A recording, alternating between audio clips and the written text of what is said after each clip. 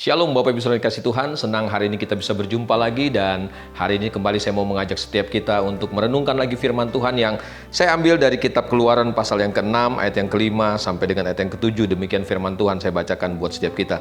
Sebab itu katakanlah kepada orang Israel, akulah Tuhan, aku akan membebaskan kamu dari kerja paksa orang Mesir, melepaskan kamu dari perbudakan mereka dan menebus kamu dengan tangan yang teracung dan dengan hukuman-hukuman yang berat.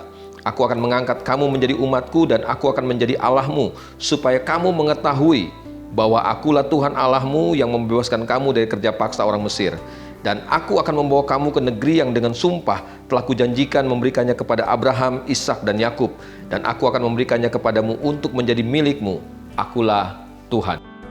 Bapak Ibu Saudara yang dikasih Tuhan, kalau kita mengingat apa yang ditulis oleh Rasul Paulus dalam 1 Korintus pasal yang ke-10, kita tentu teringat apa yang jadi nasihat Paulus buat kita gereja Tuhan, yaitu bahwa semua yang menimpa orang Israel dalam perjalanan mereka keluar dari Mesir menuju tanah perjanjian itu adalah peringatan buat kita, pelajaran buat setiap kita. Nah, hari ini pelajaran apa yang bisa kita ambil dari pembacaan kita? Dari Keluaran pasal yang ke-6 ayat 5 sampai ayat yang ke-7. Saudara yang dikasih Tuhan, perhatikan baik-baik. Di awal pembacaan kita, Tuhan berjanji bahwa Tuhan akan bawa mereka keluar dari Mesir, dari tempat perbudakan menuju ke tanah perjanjian. Dan ini yang terjadi kemudian. Ketika Tuhan lepaskan mereka dari Mesir, Tuhan bawa mereka melalui perjalanan yang cukup panjang. 40 tahun mereka harus berjalan di padang belantara.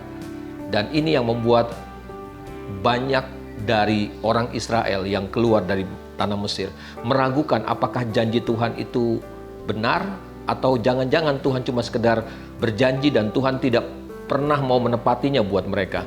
Karena kenyataannya ketika Tuhan bawa mereka dari Mesir keluar dari tanah perjanjian, mereka tidak dibawa langsung masuk ke tanah perjanjian. Mereka masih harus berputar di padang belantara. Tentu saya percaya, saya yakin ketika mereka berjalan dalam perjalanan mereka itu, tidak sedikit di antara mereka yang berpikir, kapan mereka akan sampai ke tanah perjanjian? Kapan janji Tuhan itu jadi kenyataan? Bapak Ibu saudara dikasih Tuhan, kesalahan orang Israel adalah mereka lebih fokus kepada janji Tuhan daripada apa yang Tuhan firmankan buat mereka. Bapak Ibu saudara yang dikasih Tuhan, kalau saudara perhatikan baik-baik pembacaan kita hari ini, firman Tuhan mau ajarkan buat setiap kita. Tujuan kenapa Tuhan bawa mereka keluar dari Mesir untuk masuk ke tanah perjanjian, itu sebenarnya adalah supaya begini, supaya mereka mengenal Tuhan, supaya mereka tahu, supaya mereka mengerti siapa Tuhan mereka. Tapi sayangnya Israel lebih fokus kepada janji Tuhan, sehingga ketika janji itu tidak jadi kenyataan mereka kecewa.